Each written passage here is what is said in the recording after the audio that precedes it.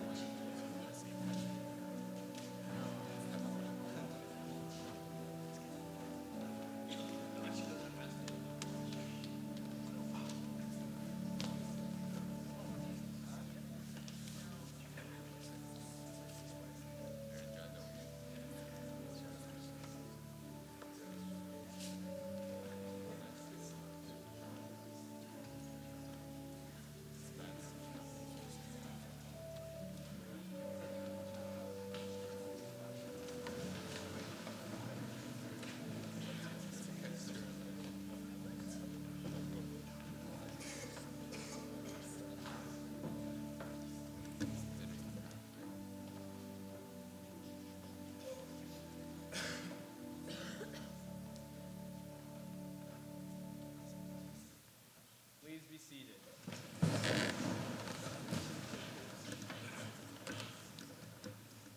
Good morning, everyone. For those of you who know me well, you'll know that I'm super excited to be the senior school prefect. I know that all of us in Senior 2 are going to have an amazing final year at Appleby, and I'm looking forward to playing my part in helping make that happen. My parents were at the Senior 2 dinner at the principal's residence a few weeks ago and told me about the quote that Mr. Van Nostrand used when he gave a few words at the dinner. And no, the quote I'm referring to isn't, "Please give generously," although I think that message is often conveyed to the Appleby community.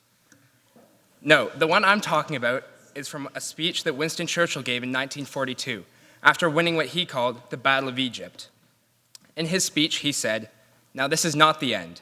This is not even the beginning of the end, but it is perhaps the end of the beginning."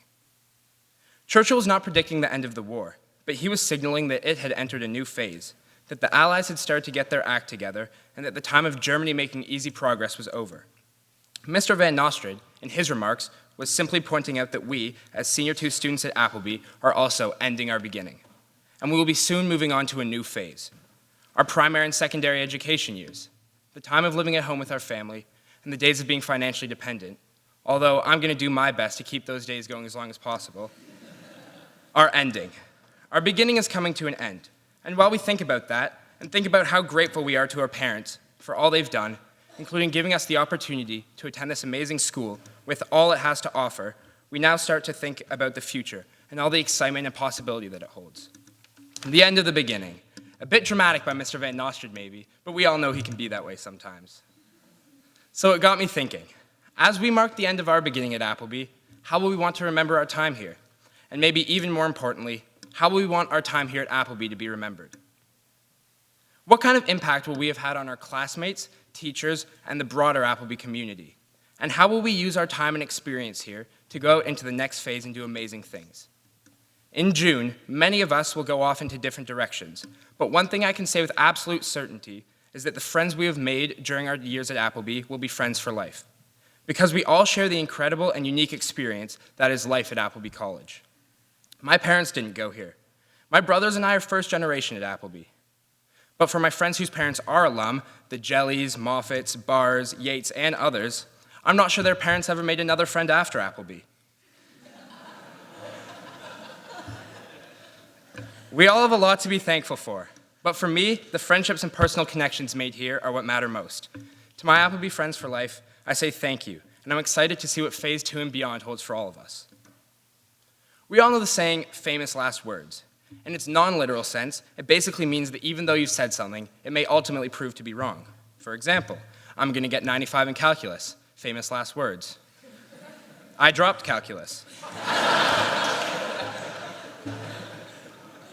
But in its literal sense, it means just that, our last words. Because we're young and hopefully have long and productive lives ahead of us, we're obviously not thinking about our literal last words. But as we prepare to leave Appleby, and in thinking about how we'll want to be remembered here, I started to think, if I could sum up my time at Appleby in a few last Appleby words, what would they be? How would I capture all that Appleby means to me and all that I hope I've meant to Appleby? For inspiration, I started looking up some famous last words of some really cool people, and there are some amazing messages embedded in some of these words. Bob Marley, when he was dying of cancer and the end was in sight, apparently said as his last words, "Money can't buy life." There is an incredibly important message there. We live in one of the nicest towns in one of the wealthiest countries in the world, and yes, we live in a bit of a bubble, and there's a lot of focus in our community and society on making money. Nothing wrong with that. Having money is great. But Bob Marley's quote also shows that in the big picture, it's not what's most important, and we need to keep that in perspective. JFK's brother, Robert Kennedy, after being shot in a hotel in California during the 1968 Democratic primary race, supposedly asked as his last words, "Is everybody else all right?" Here's a man who was shot and dying, and his final thoughts and concerns are for the well-being of others. Those are last words to be proud of. Then there are the words of Karl Marx, who shortly before his death was asked for his last words and replied, "Last words are for fools who haven't said enough." A powerful statement for all of us. Let's make sure we make the most of our time and opportunities, and through our words and actions, that we don't leave anything undone or unsaid. All right, that's enough talk about final last words. It's time to make this more uplifting. The point is just that last words speak to legacy.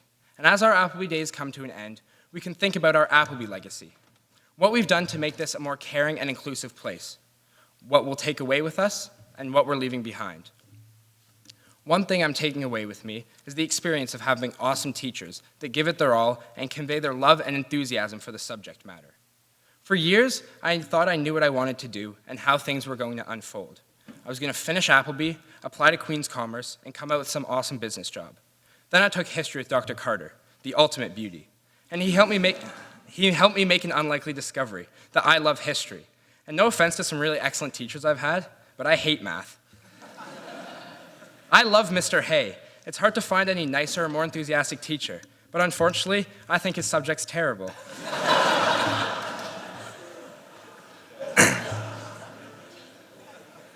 I hate accounting, and math and accounting, they definitely hate me. The point is just that as we go through Appleby, our teachers are all there for us, helping us see what the possibilities are, and transferring not just their knowledge, but also a passion for what they are teaching. It has led to us all discovering things about ourselves we didn't know. So to the faculty of Appleby College, I say thank you for making our time here count. Another takeaway is the uniqueness of the Appleby experience. Where else could we find such an awesome campus and have all the options from sports, arts, co-curriculars, service, clubs, trips, chapel, and yes, even tomogamy? There's something for everyone at Appleby. It's a place where we can try a whole range of things so that when we walk out of here in June, or the end of our final year, we will be rich in experience and knowledge and ready for what lies ahead. And third, most important of all, is friendship. In my case, starting in Middle 1, the friendships built over the past 5+ years here will last a lifetime. I know that anywhere, anytime, for any reason down the road, whether celebrating or commiserating, my friends from Appleby will be there for me, as I will for them. It's an awesome community. Yes, we're awesome, and we're all lucky to be a part of it. So what am I leaving behind? What are we all leaving behind as our legacy as we end our beginning? I think Will J left half his brain cells on the rugby field during that final game last year, or maybe that was just a convenient way to get out of exams. I hope my legacy is as the most amazing senior school prefect ever, being someone who loves spending time with friends and was a part of the most inclusive group of friends possible. Someone who tried lots of sports, like soccer, for example. And even though I'm terrible, I'm hoping Dr. I will see the light and give me some playing time before the season's done. Someone my teachers could count on to give it my all. Someone my friends could count on in good times and bad. And someone that any student or member of the Appleby College community could count on if they needed a hand. And yes, someone who tried everything being served up for lunch and dinner. I'm giving thought to my Appleby legacy, but in thinking about how to sum up my time here, I'm going to have to agree with Karl Marx. And I never thought I'd say that. It's not last words that matter. The most important thing is that we don't leave anything undone or unsaid as we complete this awesome journey that is life at Appleby College. Luckily, we still have most of the year to go, and I'm going to make it count, as we all are. So let's leave it all out there. We have a lot of legacy still to create before our beginning officially comes to an end. Now, will you please all stand and sing hymn number 531.